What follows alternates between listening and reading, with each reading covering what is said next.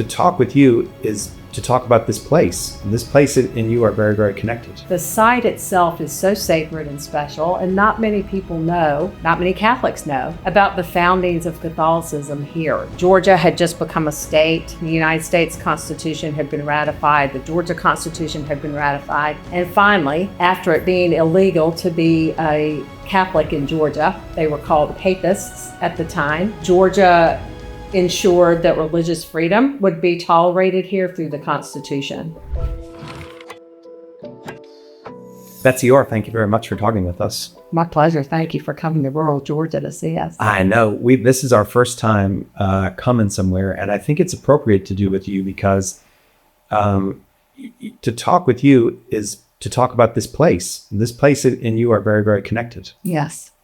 So maybe you could tell me about this place. Yeah. And we'll talk a little bit about you. So where are we? Would want to. And what's this place about? Yes, we're in East Georgia, maybe about 2 hours east of Atlanta, at this very site where Catholicism began in the state of Georgia. That's wild. I know. The site itself is so sacred and special, and not many people know, not many Catholics know, about the foundings of Catholicism here. So we're at a very special destination, not only for Catholics, but for Christians in general, in terms of faith history.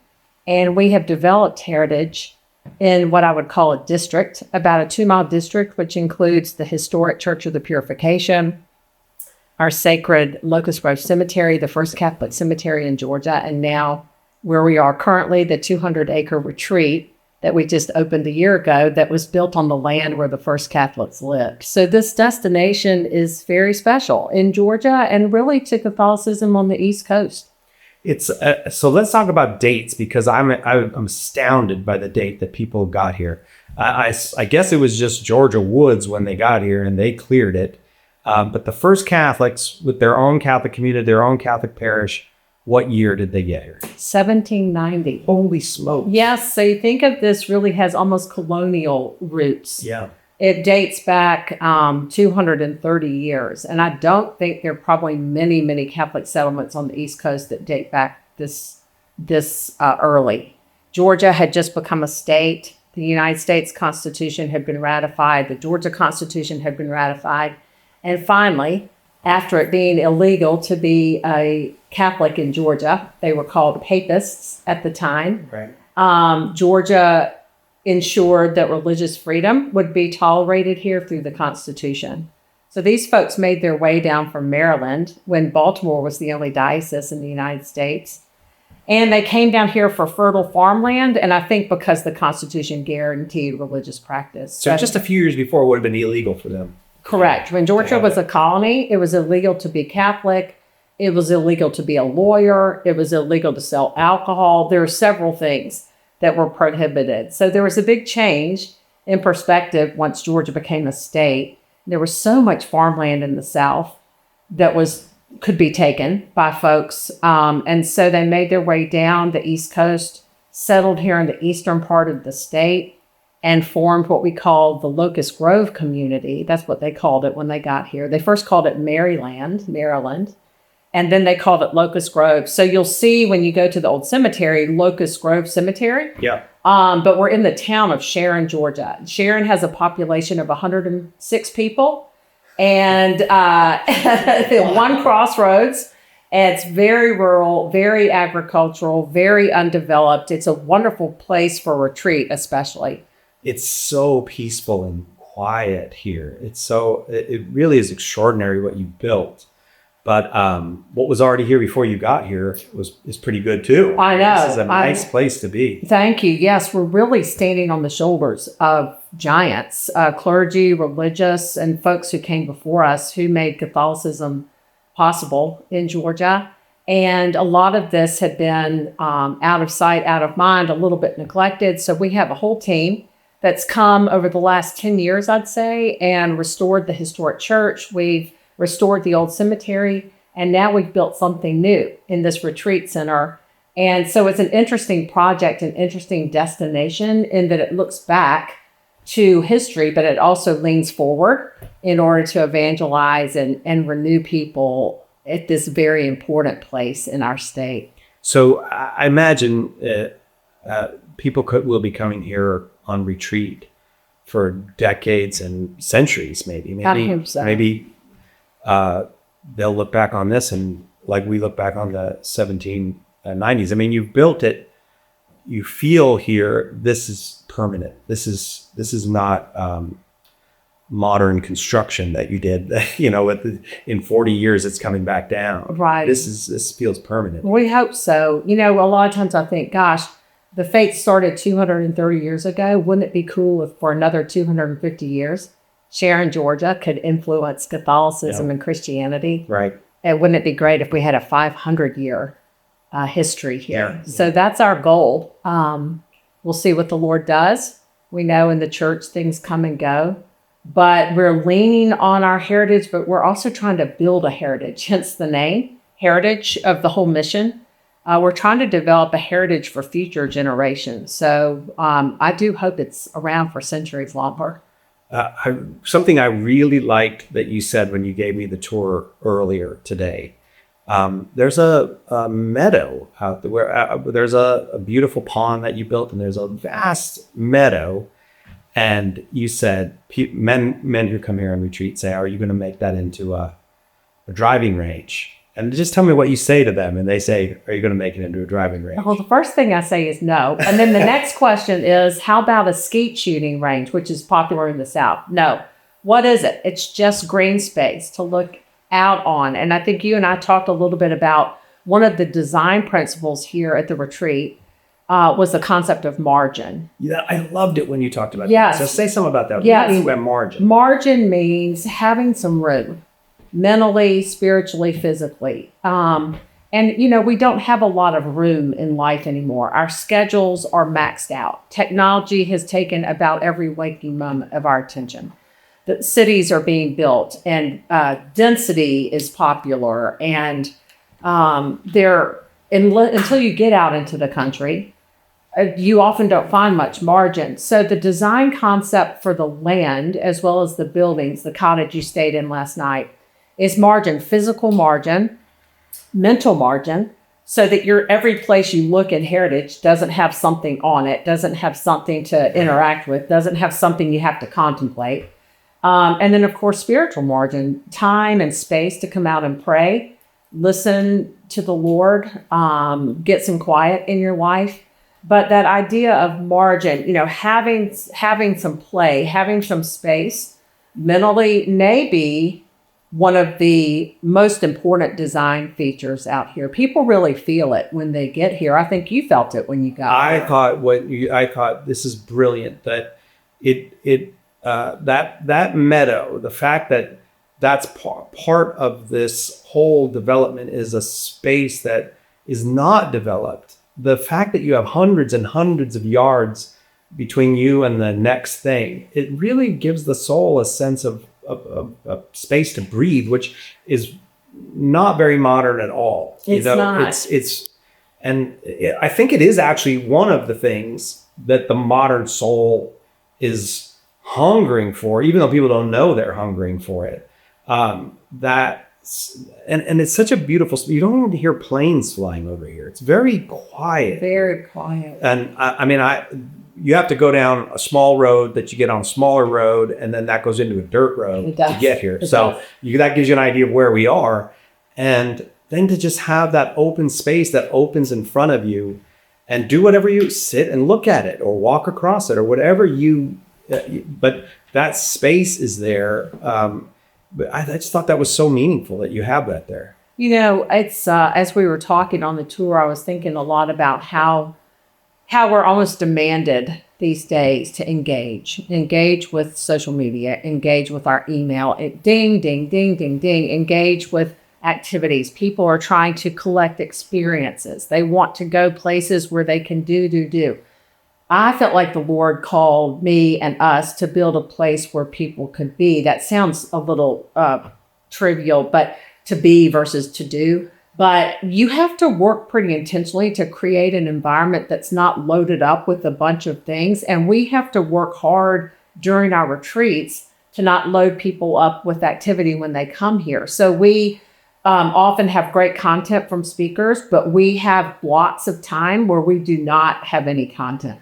so people can process what they've learned, journal about what the Lord is saying to them, have space to get out on the property and relax. We don't even want the majority of our programs to be from Friday afternoon check-in to Sunday check-out. We want a little margin in the schedule as well. So I guess you could say it's a guiding principle for us here. It's a beautiful principle. And the thing that is, like, even walking here, the pine trees are all around you. It's a gravel road. It's just, there's something, like, I just, listening to my feet on the gravel road felt a sense of peace here. You know, that gravel, what you mentioned about you get off a highway, then you get onto a state road, then you get on a county road, then you hit the dirt road. And that's when most people call me and say, I'm sure I'm lost. Where am I? Yeah. And we used to not have the signage. So it's like, keep going. I used to have to stand out in the middle of the gravel road and flag people down. Here you are. But now we've got at least some signs. But it's indicative of a stripping away of how to prepare for actually being here. You know, there's this stripping away down to the dirt road, and the county, people in the county love this development. They keep saying, y'all should pave that road. You know, your retreat center deserves a paved road. We're like, no, we want people to leave the pavement and hit that dirt and hear that crunch under their car and leave with what we call Locust Grove dust. Yeah. Which is the dust from all these roads on people's cars. It's intentional. I hope no one ever comes and paves that road when we're not looking. Yeah. Because there is something very symbolic about that whole process of getting. Yeah, it's like you're getting the kind of the barriers between you and nature are getting smaller and smaller and smaller as you go down those roads. That's right. And then you hit that dirt road and you think, I'm definitely in the wrong place. All right. I'm in the wrong and you just place, get over it. And I'm in a different place, right? You know, we're an hour and 45 minutes from Atlanta, 2 hours. It's a world away. Like we were. It really is a world. It's a world away. Yeah. Yeah. And so one more thing about the physical space. Sure. Waking up in the middle of the night last night, and you have these very high ceilings, which is brilliant too. And again, that margin is there for you. But what that allows is these high windows.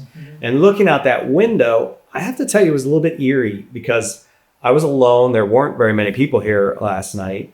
And there's no sound of cars or trains, it's just quiet. And there through the trees, you see the stars. And it's very dark here. And that's, Again, I feel like the Spirit opens up in the presence of that. You know, that there's like the Psalm, you know, day speaks of it tonight, night to night communicates the word. Well, I was looking at the stars thinking, yeah, that communicates God right there. Yeah. I know, and it's something else you can't see necessarily in the cities. It's so dark here. There's an astronomy village about a mile from us as the crow flies. And astronomy clubs from colleges and amateur astronomers come and look out this huge telescope they've got because it's so dark. We're one of the darkest skies on the East Coast. Think about how developed the East Coast is now. Yeah. You just can hardly ever get away from light. So that's why we even put just the half curtain in the cottages. We're like, it's so dark, nobody's going to need a full curtain. No. It's so and then but that's what it was, because the half curtain, there's these very high windows, only the curtain on the bottom. So when you look out that window at night, you're in the universe. You're just looking. And so you said amateur astronomers, but you got a professional astronomer we do. To lead a retreat. Yes, just in 4 days. Wish y'all could stay. Brother Guy, who's the director of the Vatican Observatory, who answers to the Pope, has actually been out here before. And one of our artists connected me with him. And he was so gracious to correspond with us very quickly. Get this on the calendar. The emphasis is on faith and science and the beauty of how faith and science support each other for us as Christians. But we're going to do some stargazing. So we're praying that the skies are very clear. We're going to visit the astronomy village and look through their telescopes. And it's going to be such an interesting program related to faith and science. And people who met him last time he was here, which was before I got involved, just loved him. So they can't, at Deer Lick Astronomy Village, they can't wait to host Brother Guy again, and I can't wait to meet him. So wonderful. You know, there's some strange things going on out here in the smallest county in Georgia. We've got a chicken processing plant, we've got an astronomy village, and now we've got this Christian retreat center with Catholic. Stuff's happening around here. Stuff's happening out here. So Brother Guy will be here in just a few days.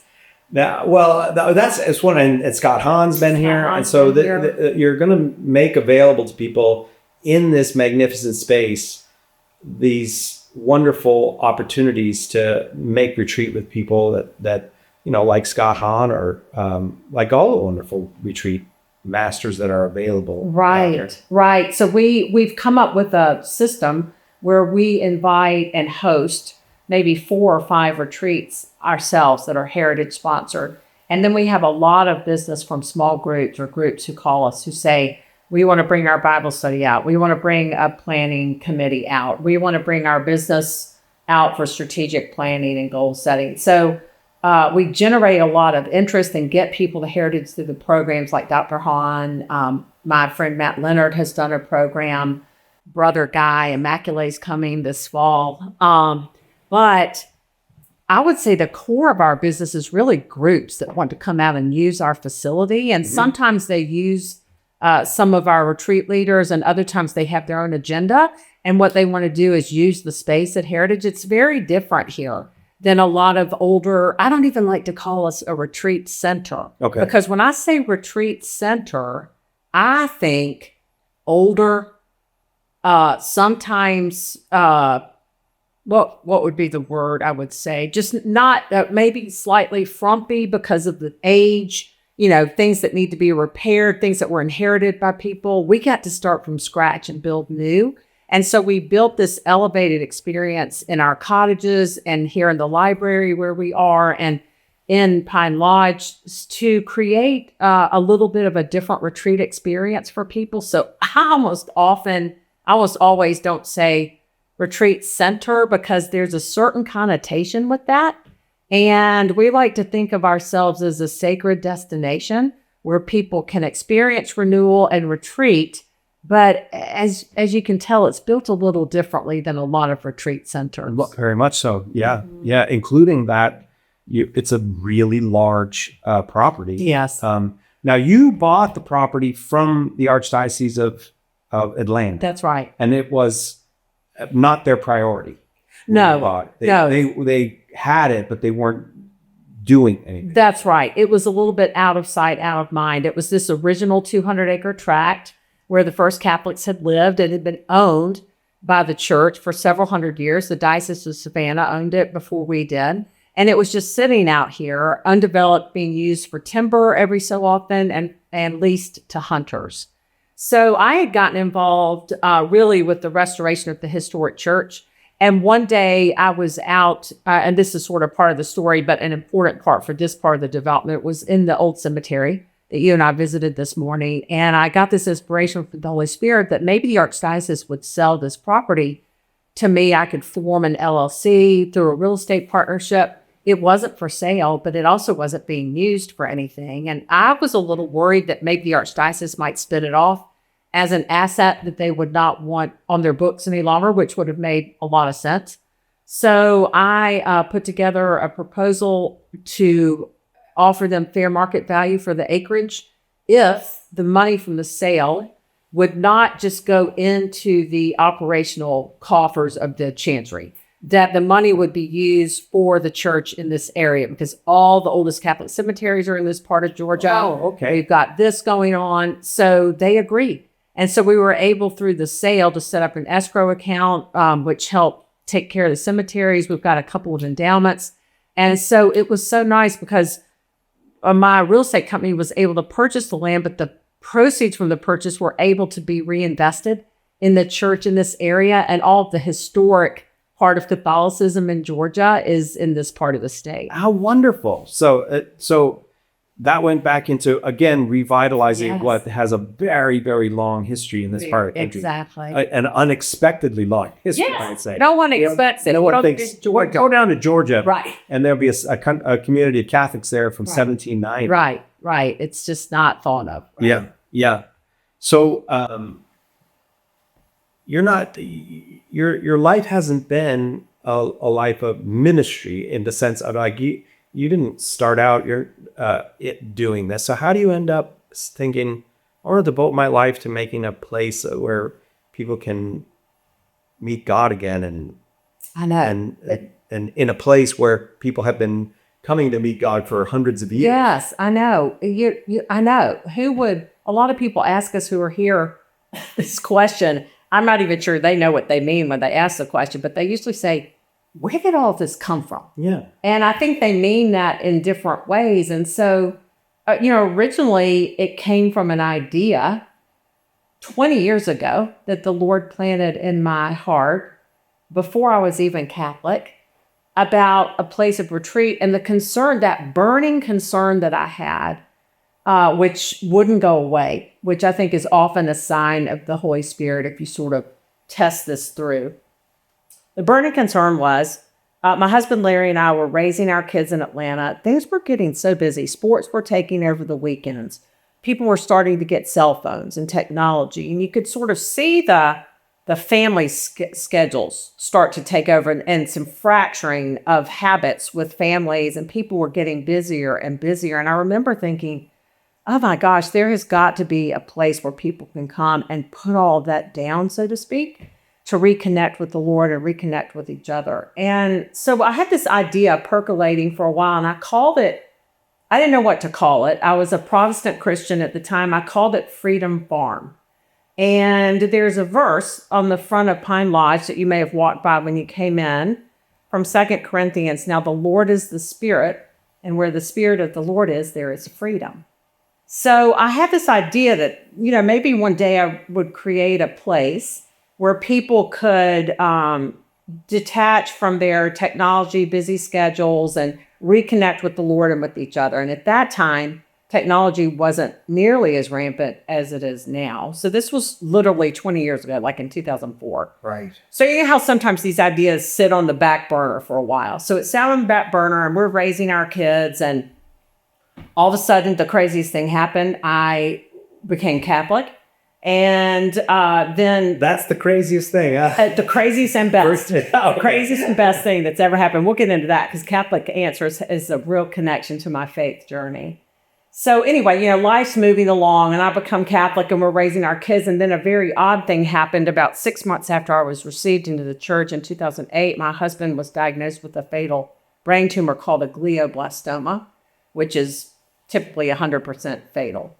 So our kids were in 5th and 6th grade, and all of a sudden my new Catholic life became taking care of Larry and visiting hospitals and MRIs and that kind of thing. And I was told he had 10 months to live, and he lived about 3 years. So then after he died, we had some other family members die. So the retreat center, Freedom Farm, is still on the back burner, and life is just happening. Yeah. Life is just happening and happening. There's no way to force this to the front. So when the opportunity came back, circling back to the idea of buying the land, when the opportunity came back in 2016 to purchase the land, I purchased it, and the good friend I had converted with and was received in the church said, I think this is where that retreat center is supposed to be that you've been thinking about. At that point, it had been about 15 years I've been thinking about it, but life just kept going along.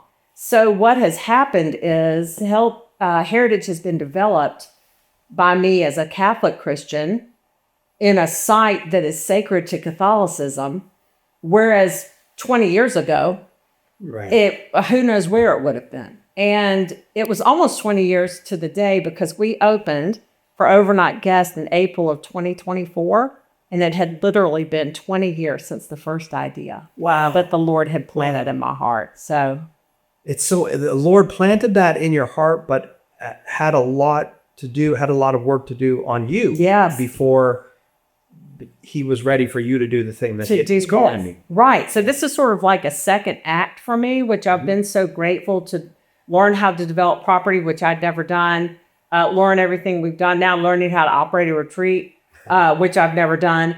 So this is sort of a second act for me with my children being out of college and my husband being deceased. But yes, a lot of things had to happen, including me becoming Catholic before all of this would take place. And I remember during my conversion process, I was in my study. I'd been studying for about 6 months, maybe. I'd been on the first silent retreat. We'll get into that. But I remember hearing the Holy Spirit say, not in an audible voice, but just in in an impression, I cannot fulfill my purpose in you unless you become Catholic.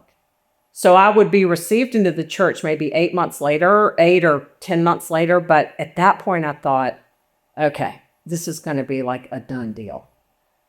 So you're right. God had a lot of things to do with me, both timing in my life, where my faith life was headed. All of this had to coalesce before Heritage could come about. So you look back over that, right? Hindsight's so interesting to look back and see how the pieces fall into place. But I didn't know at the time in 2004, when I was thinking about Freedom Farm, what all was going to happen in my life and what all was going to need to happen until I could get to this stage. So you were a Christian, though, in 2004. I was. So let's talk a little bit about how you were raised in Christianity and what brought you into the Catholic Church. Yes. So tell me a little bit about where you come from and how you were raised. Okay. I'm a native Atlantan, brought up in Atlanta. That was a very Protestant town, a very Christian town. I was raised with a father, devout Christian parents in the Episcopal Church who, had devotionals with us every morning, church every Sunday. I was confirmed baptized as an infant, confirmed in the Episcopal Church, and I think it was 8th grade here in Atlanta. Church was a very normal part of existence in Atlanta. All of our friends attended church. There weren't many Catholics in Atlanta at the time, maybe 25,000 when I was growing up here. I think I looked up a statistic one time. Now there are 1.3 million Catholics in the Archdiocese of Atlanta. So, but just so that I know, yeah. So in this time, then, does it matter what church you belong to? Is a Methodist as good as a Baptist, as good as an Episcopalian, or is there a hierarchy among Protestant Christianity? If you were to say hierarchy, the way I see it is there are a few Episcopal denominations. There are a few Christian denominations, Episcopal, Lutheran, and Methodist to some extent, that feel closer to the Catholic Church than others. Sure. Yeah. So, there's this range, and there's even a corner in Buckhead where I lived called Amen Corner. Now, that's taken from Augusta National and the Masters, Amen Corner, 3 golf holes that are tricky. But they call Amen Corner in Buckhead in Atlanta, where the Episcopal Church, the Catholic Church, the Baptist Church are all right there. And I never thought anything about it growing up. The Episcopal Church has beautiful liturgy, was very close in a way to Catholicism. Some people call it the JVT. Yeah. And sometimes they call it Catholic Light. Right, yeah. But my cousins were Catholic. I didn't have any sentiment against Catholics. There is some of that in the South, especially from more fundamentalist groups. But Christianity and the practice of Christianity was very normal in my growing up. So everybody's Christian. Everybody's Christian. Most everybody's Protestant. People go to all different kinds of churches, and nobody really gets into very deep discussions about what the differences are. And there really are some differences. Yeah. The way the Episcopal Church looks at things is very different than the way the Baptist Church looks at things. Yeah. So, anyway, I didn't grow up. But you weren't raised in an anti-Catholic, no, more fundamentalist. Not at all. Not at all. No, as an Episcopalian, we took communion regularly. We baptized infants. We got confirmed.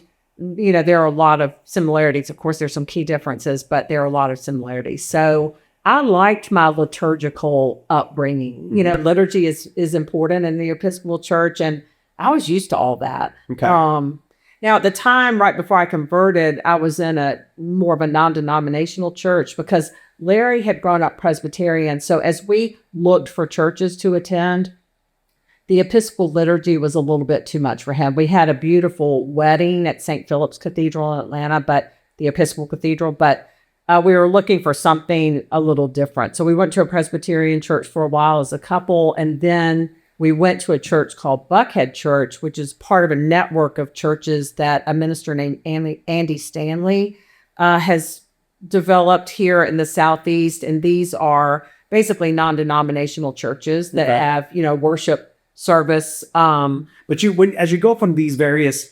Episcopal, Presbyterian, more non-denominational, none of that's a conversion. All No, of that no. is just a moving. All that is getting a letter. It's called changing your letter. Okay. So you go from I'm a member at St. Philip's in the Episcopal Church to I'm transferring my letter to Peachtree Presbyterian or Northside Methodist. It's not a conversion. Yeah. It's more of just a transfer. Yeah. And at the time, and I think this is true for a lot of people, I never really fought that hard until the conversion process started. What is the difference? And I knew basically some differences, but why are there so many denominations? And what is the difference in all this? So you just kind of go about your business doing your thing. And I have found that a lot of people don't dive too deeply into what are the essentials of that faith and how does it differ? You just kind of bump along in whatever your preferred mode of worship is. That's kind of in the Protestant world. It's kind of like, well, you like this pastor or you like this kind of service, you like their youth program, you like their Sunday school, but rarely when you change churches, even within the Protestant world, are you changing related to any kind of conversion process. It's just, that's not what it is. So you and your husband are in the real estate business, and you're going to a non-denominational church, Yes. raising kids, Right. happy. Right. Yeah, happy. But I started having these weird things. So a lot of these non-denominational churches are in auditoriums. They build their buildings to look very like an office building or a culture most of the time. Sometimes they're built like churches, but not in Atlanta so much. So I'm in church regularly at this non-denominational church, and I start feeling this weird desire to kneel. So it's just set up like an auditorium, and the service is like a really good Bible study. So there's praise and worship music. Then there's a sermon that usually talks about a certain scripture. And I start feeling like I want to kneel, because in the Episcopal Church, we often bow for certain things. And I thought, what is going on? Like, maybe the first thought I had was I need to go back to a more traditional Protestant worship.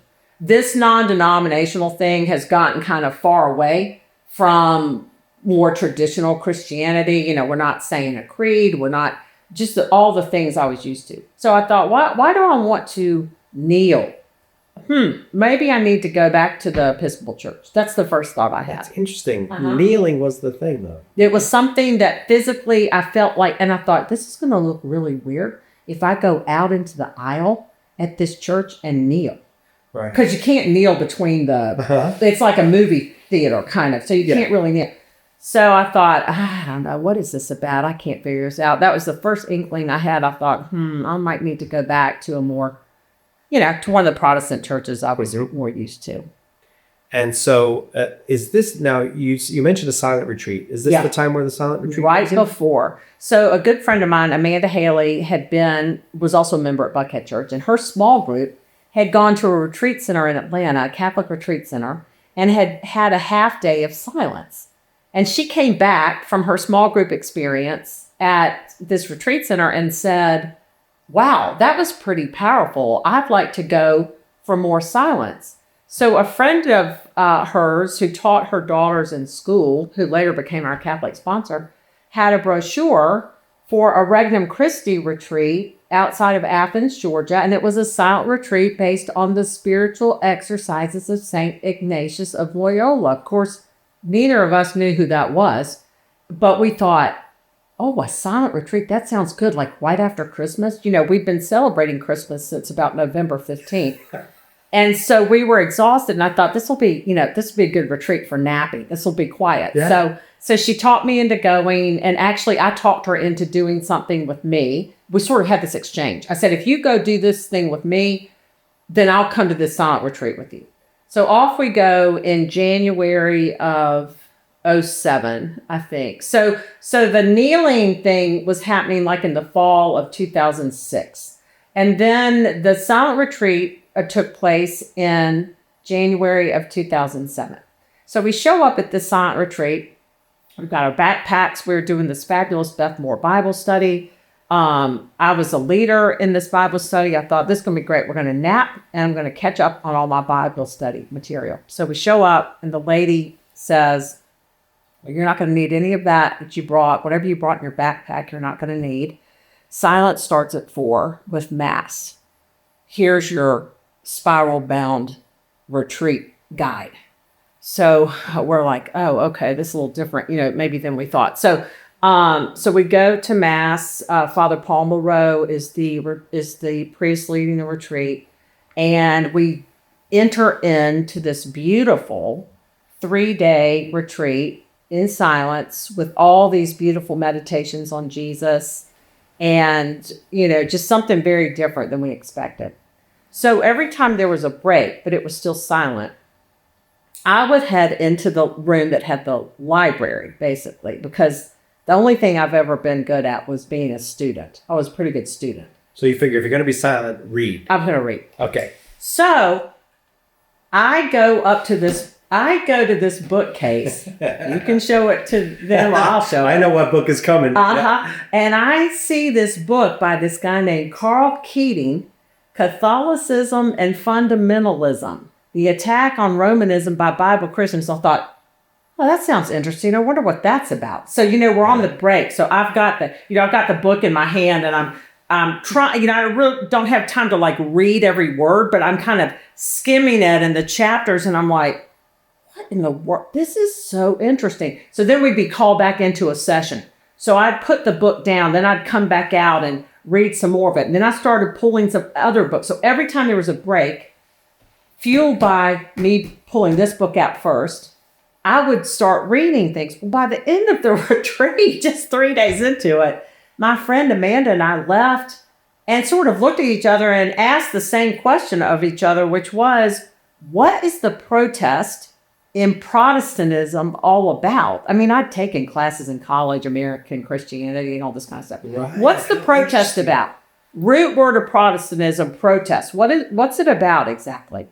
Well, this launches us into an 18-month study, at the end of which we're received into the Catholic Church in 2008. We read, 75 books.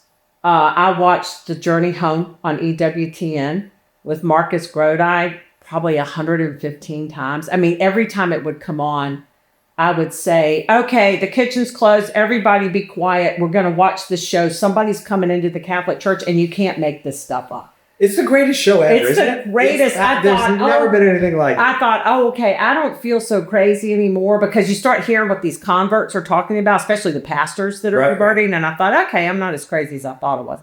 So this launched the study with the books. Then I'm watching the TV. I'm listening to things. I listened to Scott Hahn's conversion story on tape. And I thought, we actually went out to the monastery, my friend and I don't know, we thought we were going to buy bread or something. I don't know why we wanted to go to the monastery, which isn't too far from here, in Conyers. Yeah. Oh, Conyers, yeah. Yeah, so they didn't have any bread, but they had a good bookstore. So on the way back, we pop in this cassette deck. I mean, who has a car that has a cassette player? And it's Scott Hahn's conversion story. And by the time we got home to Atlanta, it's about a 45-minute drive. We looked at each other and said, this is going to be tough, because he was trying to disprove Catholicism with the Bible, but he really proved Catholicism with the Bible. So, there were all these things. And then we're ordering all these books, and somehow our kids were young. Our schedule opened up to where we could read all of this. But Larry did make a comment about midway through this. I told him, he said, what are all these packages coming to our house? Because there were no Catholic bookstores in Atlanta. I said, well, these are books about Catholicism that I read. He goes, well, no wonder you can't get dinner on the table. I mean, what do you do? You're holed up in the study reading all this stuff. We've got young kids swirling around the house, but somehow the Lord, provided the time for it. So I would say, like a lot of adult converts, I read my way into the church, but it was a beautiful experience and time to have a friend along with me, because we could email each other and say, did you just read this footnote in the Bible about this? I didn't realize this was Mary in Revelation. Like what, we could always compare notes and read. And, that's the book that was really the catalyst for all of it. And then you realize, especially Catholic Answers, how many wonderful books there are on the faith to explain them. I'm interested in that 18-month period. Yeah. Do you remember who the authors were that were really helpful to you? Yes. I read some of my very favorites. So Thomas Howard, who converted, he wrote a book called On Being Catholic that was really significant. And then, of course, I read a lot of Dr. Hahn's books. Everything about the Eucharist, the Lamb's Supper, anything he had written. He's got one about Mary in Scripture. I read a lot of that. I read some of the Surprised by Truth books that Patrick Madrid has been part of. I ordered some more things from you all about Mary, Tim Staples, some of his work. And then there were some stories like compiled conversion storybooks. Chosen is one. I read a lot of that. If you were to look around this library, all of the books in here are the books that heavily influenced my conversion. Bishop Barron had written some things, and his Catholicism series came out after I converted, but a lot of the things he was reading was influential. So it was. Would you think that you were overcoming obstacles during that time, or you were trying to find reasons to do what it seems like, even from that first silent retreat, you kind of wanted to do? I think it was both. I felt this pull towards the church. G.K. Chesterton says that the church is like a magnet. Yeah. And when you stop pulling against her, you start pulling, being pulled into her. We even read some things about the church fathers. We went pretty deep. And I think it was because I was thinking maybe this is what I wanted to do, but also trying to understand what it would mean to become a Catholic Christian. It is a little bit of an identity shift from being a Protestant Christian. And so it's not just like I was Episcopalian, now I'm Lutheran for a while, or there's something different about going into the Catholic It's very different. Hence the phrase being received into the church. Yeah. That in and of itself, I had to figure out what that even meant. I kept hearing people say I was received in the church. I thought that's a little different than just transferring your church letter. I'm going to make a decision to go to this church, So I knew there was a process. And of course, then you learn about the formation and the catechesis and RCIA or OCIA or whatever it's called now.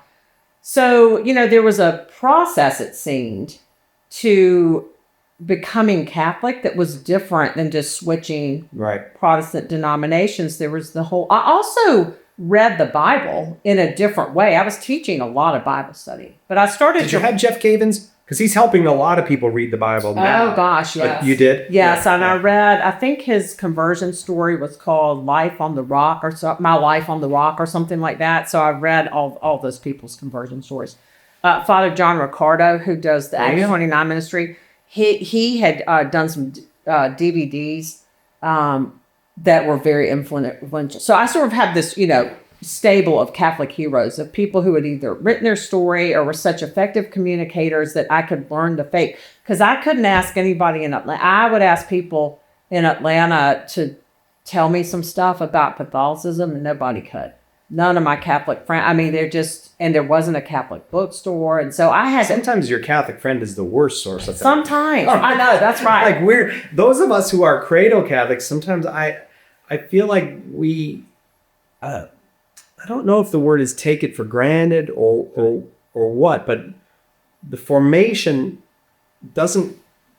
we don't quite form ourselves to share it with somebody else. Right. That's true. It's very... I don't know why that happens, but that seems to be common among Catholics. I remember Jeff Cavins saying one time, too, that having grown up Catholic or going to Catholic school, it's like having a backpack with Catholic stuff in it. And somebody asks you a question and you're digging around the backpack going, I think I learned that. Sister so-and-so said something about that. But a lot of times it's not integrated, maybe. And the personal relationship part is maybe not there. And so it's hard for Catholics sometimes to share their faith. But there were so many resources at that time that were available. And of course, EWTN and the resources that you all put out. So we had plenty to study and to affirm what we understood to be Catholicism and what the church claimed about herself.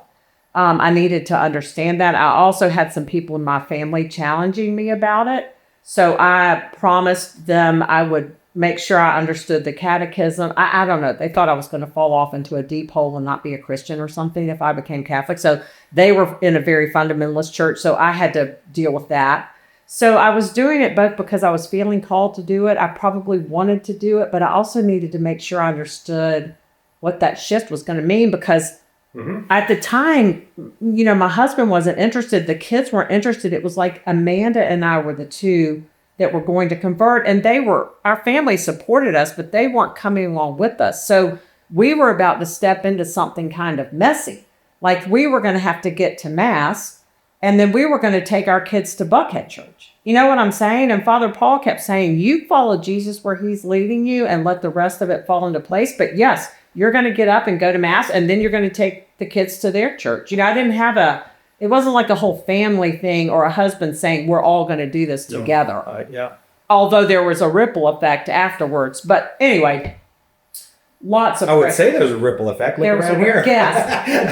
Both here, yes, and even in our family. Yes. That's right. So there was a personal ripple effect and then a professional ripple effect. Right. And so... So when did you make the decision, I'm coming in? Yeah, it was probably the spring of 2008. And the funniest thing happened. So Pope Benedict was visiting the United States that spring in April of 2008.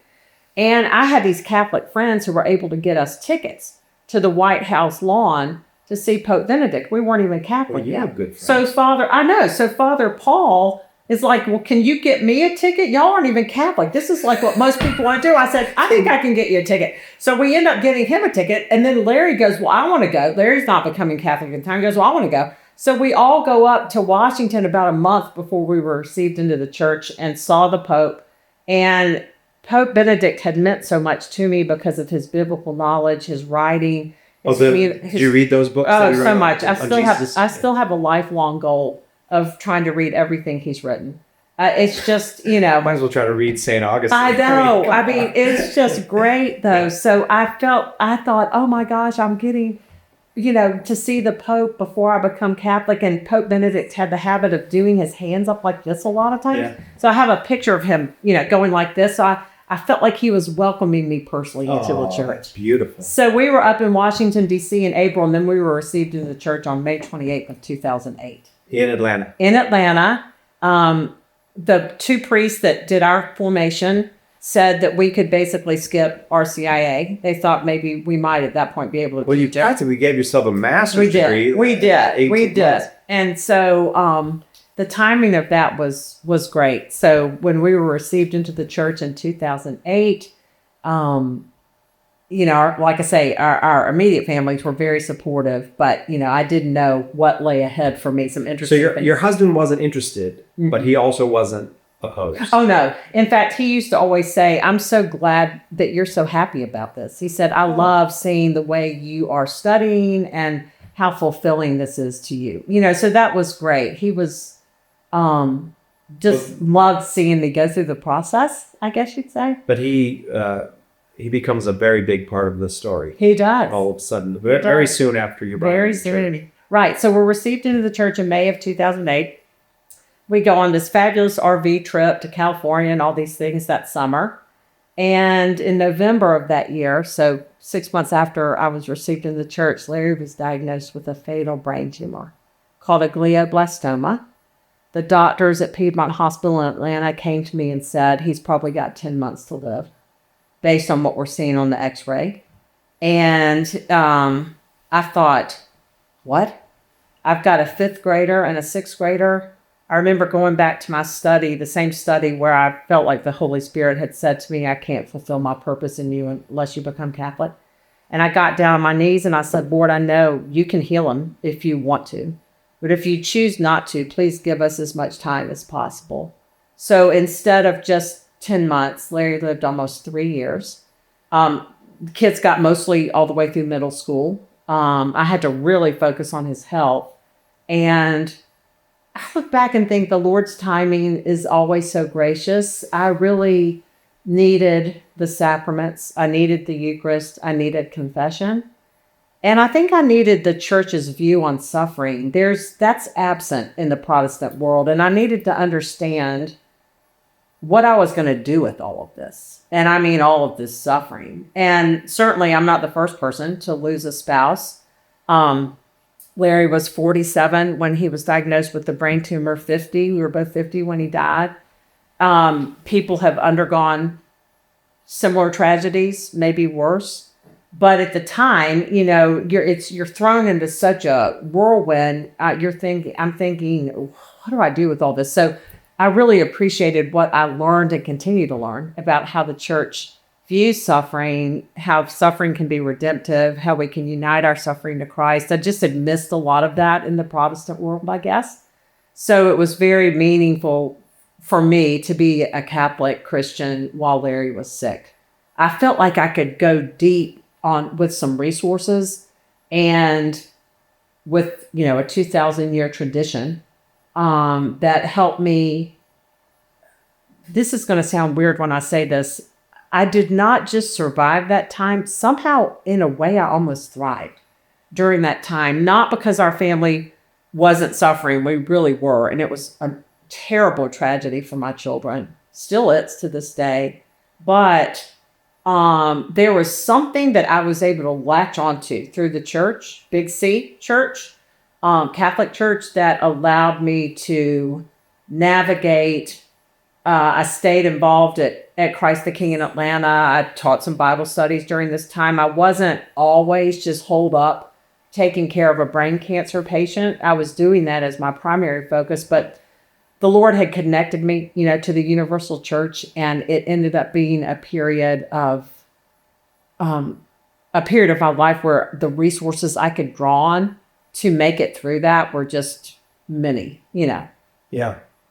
Yeah. So, but that period that they call the mystagogia for you is also a period of grief. Yes. You're going through the years of grief and mystagogia. So would you say that, the mystagogia, people sometimes talk about it as a time of special grace for them, but it also sounds like there's a special grace that comes because God is with you through this suffering. Yes. Is that right? Yes. And then, you draw on your relationship with God, with the Lord, with the Virgin Mary, through the Rosary in particular. You just all of a sudden have this bolstering effect because you look back on things like this. And I always think, I have no idea how I got through that. We were having to go to different hospitals. I'm trying to keep my kid's life in order. I'm an only child, so I didn't have siblings. I have a great network of friends, but my dad was already passed away and had already passed away. Larry's dad died while he was sick. It was like, I look back on that and think, how did those two things coincide for me to be able to even get through the suffering part with Larry's illness? And those are those graces that come. And you talked about watching The Journey Home. Yes. But Larry started watching it. Larry started watching The Journey Home. And I was sick. Right. And I'd go back in the bedroom and go, what are you doing? He'd had The Journey Home on. And that music, so calming. I think it's the same music still, 15 years later. Yes. It's great. It's like, I could sing it right now. Oh, yeah, I could too. We were watching the song. So you hear that music, like, what's coming. And I'd go, what are you doing back here, Larry? And he'd say, this is just putting me right to sleep. With the music, probably the talk. I didn't know if he was paying attention, but I would go back and see him watching this. And then I would talk to my kids. This was the summer of 2011. My kids would come to me and go, Mom, Dad is saying the weirdest things. He's telling visitors who will come to see him, because he was in hospice care at that point, that he wants to become Catholic. I said, I know. He said something to me like that too. I just tell him, Larry, just follow Jesus wherever he's taking you. What do you tell somebody who's a hospice patient who's saying this kind of stuff? So he's watching EWTN and all this. And then all of a sudden, towards the end of the summer, he says, I asked Father Monsignor Frank McNamee from the Cathedral of Christ the King in Atlanta, would you start visiting Larry? And so he would come over and they would talk, and Larry would rail on about how much money the Vatican's got and, all this typical, not an anti-Catholic stuff, but like, just all that stuff you hear about the Vatican this, the Vatican that, and all this money, blah, blah, blah. Let me ask you this. Do you think that part of him is saying that because he wants to be talked into the church? I think so. I mean, why else would you bring, Yeah, he's bringing it up not because he wants to be a jerk to the guy who's visiting him, but he wants... It's like counter talk me into it. Right. Yeah. And, and Monsignor would say great things like, Larry, he would quote St. Paul, outwardly you're wasting away, but inwardly you're being renewed. And to Monsignor Frank's credit, he would agree with a lot of this. He'd go, I know, Larry, the Vatican's got so much money. I know. I don't know why they don't block, all of this. So they're having all these meetings. And then one day, Monsignor Frank walks out of our bedroom where Larry had been, and says, Betsy, Larry has something he wants to tell you. So I go into the bedroom and Larry says, I'm going to become Catholic. Monsignor says we need a lot more Catholics, and so I'm going to become one. I said, okay. So this was right at the end of July. So Monsignor worked it out to hear his confession. Then my son says, well, I want to become Catholic too, because all of his best friends at home were part of these big Catholic families. Corinne goes, well, if it's that my daughter, if it's that easy, I'll become Catholic too. I said, it's not that easy, Corinne. And if you don't feel like this, then you should wait. So we get it worked out that Larry and my son, Kyle, are received into the church on a Monday, which I think was July 31st or something. It may have been August. No, it was August 1st, a Monday. All of a sudden, and my good friend Amanda, who I converted with, was his sponsor. And all of a sudden, after Larry gets received into the church, his mind just starts to tank. So I call Monsignor Frank and I said, I think Larry's like on the verge of dying. So he comes over and gives him, I know it's not called last rites anymore, but that whole thing. And then the next Monday, which was August 8th, Larry died. So within a week, he received 4 sacraments, were received into the church. My friend Amanda, who's so funny, while this was going on, she goes, Larry is going to be like the thief on the cross. He's going to get in at the last minute, and we're going to have to pick up the pieces with his Presbyterian family who are not going to understand what just happened. And that's exactly what happened. So, there was even some humor amidst all of it. So Larry went out literally with a bang. I mean, he received 4 sacraments. I remember at his funeral, I had this weird sense of joy. It was just awful walking down that aisle at Christ the King with my 2 kids and my husband in a casket.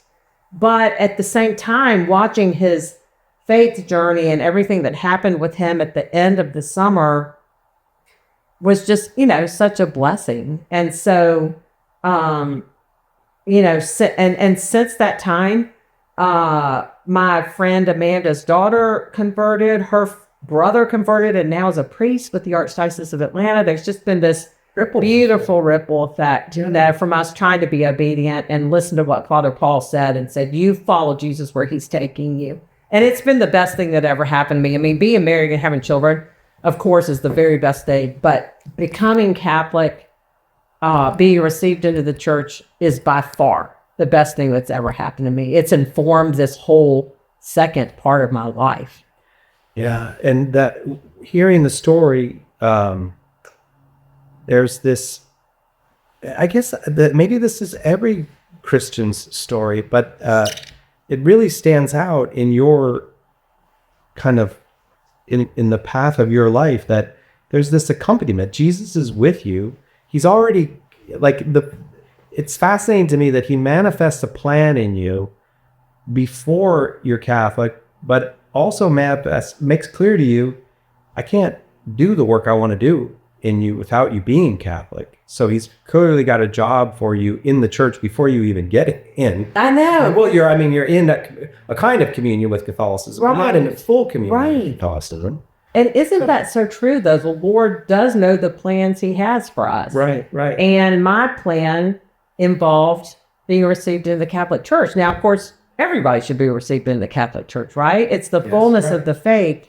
But the timing for me was really important because of what has now happened at Heritage and what this stage of my life with my kids out of the home and my husband gone, all of our parents have passed away. So this has been sort of a second act for me. And I've been so grateful to not only be Catholic, but to be able to use the interest I had, the study of the faith, to put together Heritage, the prayer spaces, everything that we've done here has really been informed by what I've learned as a Catholic Christian.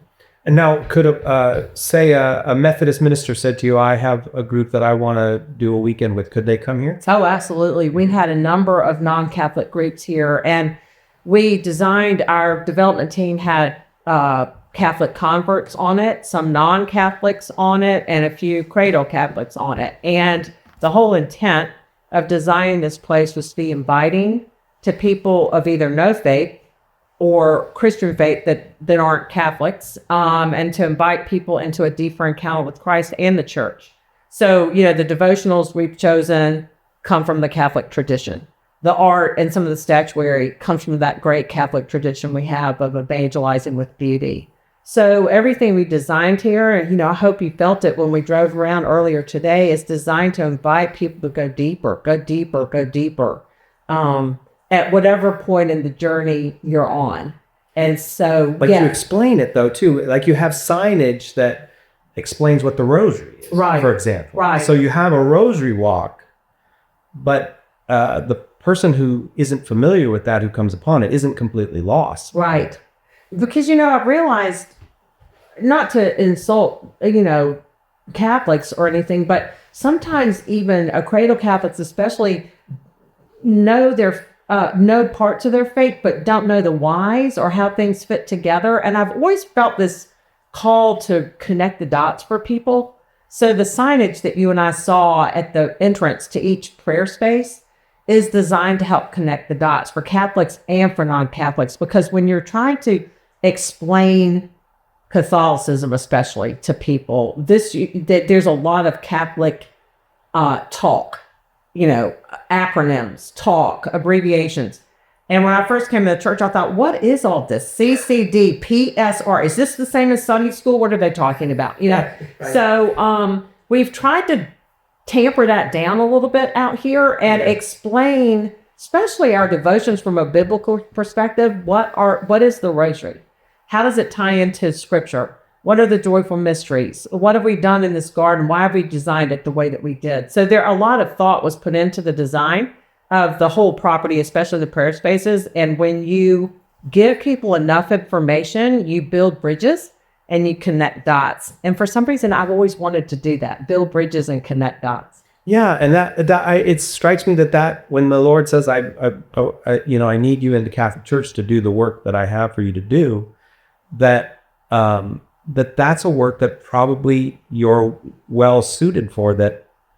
Like me, I'm a cradle Catholic. I may not be well suited for that because I don't know that other side. Like I have to ask you, what's it like to be a Episcopalian in Atlanta, right? In the when you were a child, because that whole Protestant world, I don't know. Right. So you're a kind of bridge now.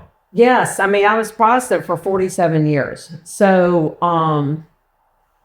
and my Protestant upbringing was so beautiful. The regular church attendance, what we would call the sacraments or a version of the sacraments, the biblical foundation. Oh my gosh.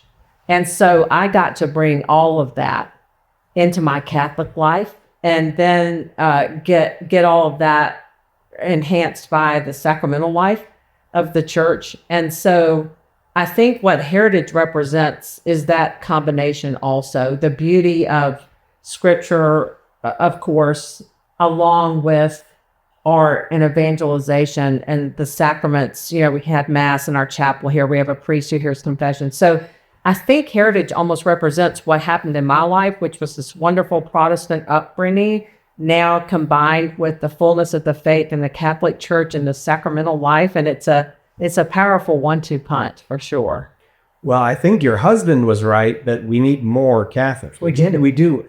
And I think sometimes we don't make that appeal to our Protestant brothers and sisters enough, that it's not just that we want everybody to be Catholic because we want to be right about an argument or something. Like the church is benefiting so much from people who ask that question. You ask, well, what is the protest about now? I know what it was about in the 16th century. But what is the protest about now? Do you think there are more people that are coming to that question?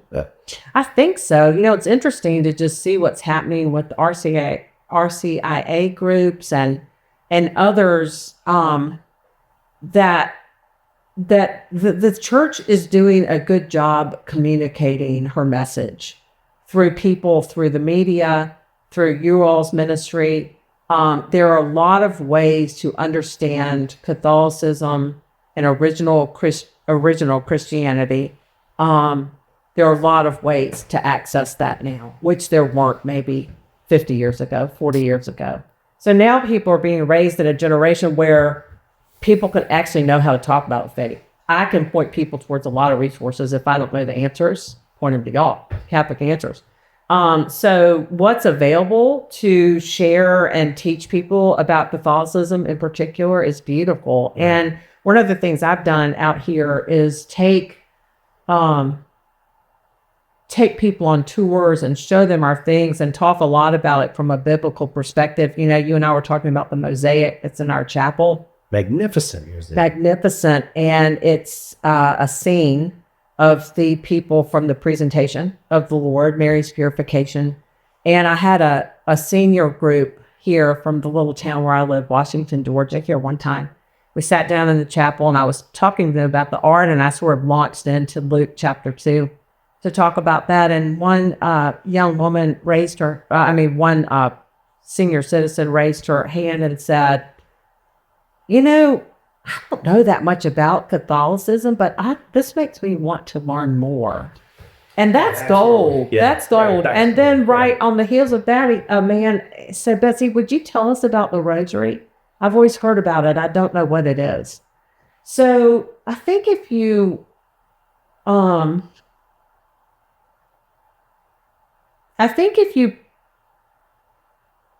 especially in talking with non-Catholics, but with Catholics too, if you can relay the biblical foundation of the faith, it resonates with so many people, as it should, right?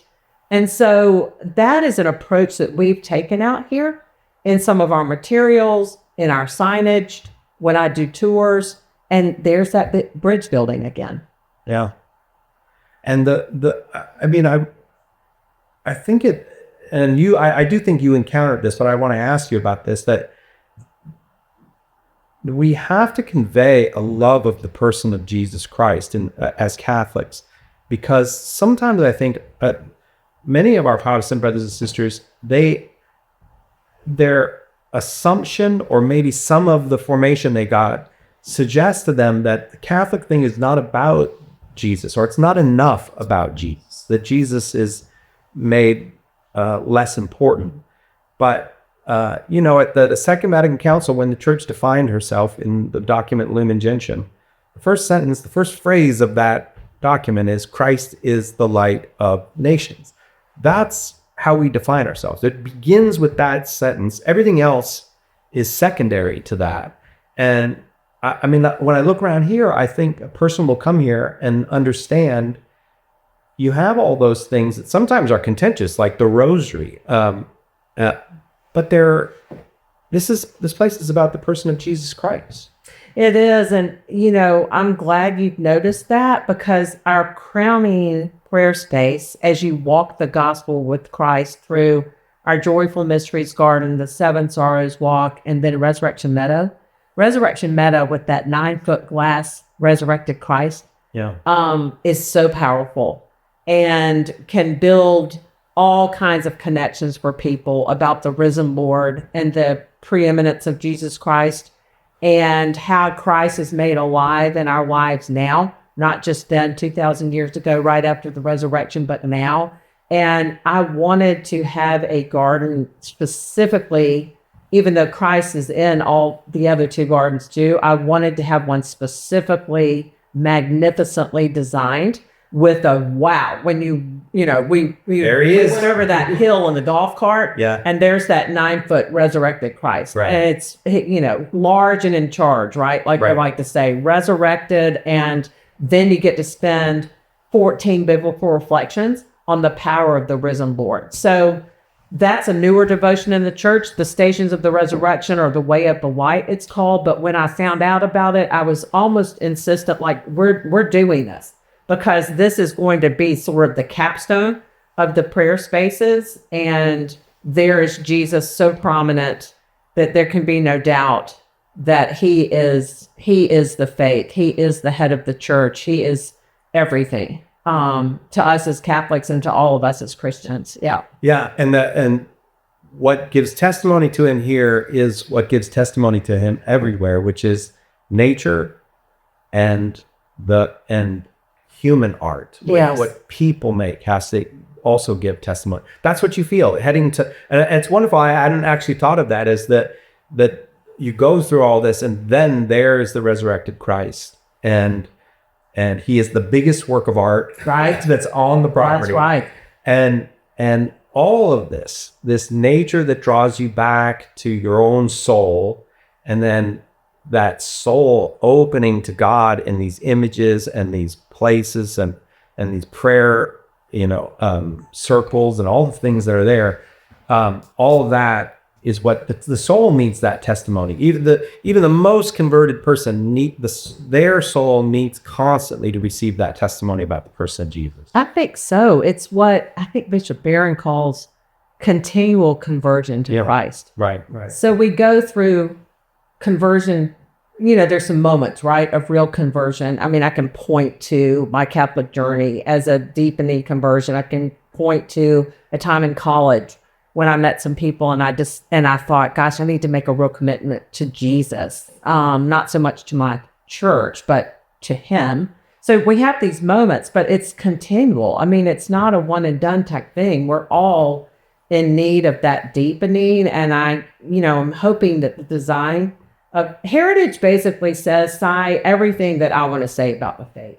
And don't get me wrong, I love doing this kind of stuff. I like talking in public. Larry used to say, oh my gosh, Betsy, you love to be the center of attention because you're an only child. I said, that's right. And the bigger the audience, the better. So I don't mind talking to people, and I've led plenty of retreats and given talks and that kind of thing. But Heritage says what I want to say about Christianity, about Jesus, about his saints, about the church, about prayer. It's almost like I took anything I might talk about to an audience and tried to put it into the design of this place and kind of let Heritage do the talking. It is beautiful. You did a magnificent job. Thank Congratulations. Thank you. Thank yeah. you. And so much, the future is bright. So much growth. Mother Angelica did us all this huge favor. You talk about Catholic media. Yeah. It's impossible to talk about it without her. Right. And then I feel like places like this are the fruit of that. And then the fruit of the places like this will be more of that, and this is a virtuous cycle if there's people like you who will answer that call that Jesus has. It's exciting to think about people who might come here and they've been wrestling with an idea or feel like the Lord's trying to get them to do something or whatever. And they pull away and create some space to listen. And then they get motivated to do what the Lord wants them to do with their gifts and talents. So if we become a place like that, that's wonderful. People experience that continual conversion. And if people come here and get inspired to use their gifts and talents for the Lord, Heritage is doing its thing. It is. Right. And I think it will. I think in many, many lives, it will. So let me conclude. I just want to come back to the fact that you had this communication, the Lord communicating with you, that in order for you to fulfill the mission he had for you, he needed you in the Catholic Church. So I just want you, if you would, and take as much time or as little to say, dispose of this question in one word if you want, but why? What is it that Christ was calling you into when he called you into the Catholic Church? What is it that he wanted to give you that you needed to be in the Catholic Church to receive? The first word that comes to mind is fullness. I could have lived my whole life not as a Catholic. I was a pretty serious Christian. I was in Bible studies, and I never even fell away from the church in college. And I'm not saying that as a bragging thing. I just kind of didn't. And on that first silent retreat, I spoke with you could sign up for spiritual direction. I thought, well, I wonder what in the world that is. I think I'll sign up for it. So I go into this spiritual direction session. I keep telling this woman about this restlessness that I've got and this retreat center idea. Well, she didn't want to hear really anything about that. She said, have you ever considered becoming Catholic? And I thought, why in the world would I do that? I've been a Christian my whole life. I've been a pretty serious Christian my whole life. No, let's get back and talk about this restlessness I've got about this retreat center. And she kept redirecting me to the idea about becoming Catholic. So, excuse me, there must have been a restlessness. There clearly was at the non-denominational church where I was, but there must have been sort of a deeper restlessness that becoming Catholic has cured, I guess you would say. Yeah. Yes, there was restlessness about a retreat center, place of retreat.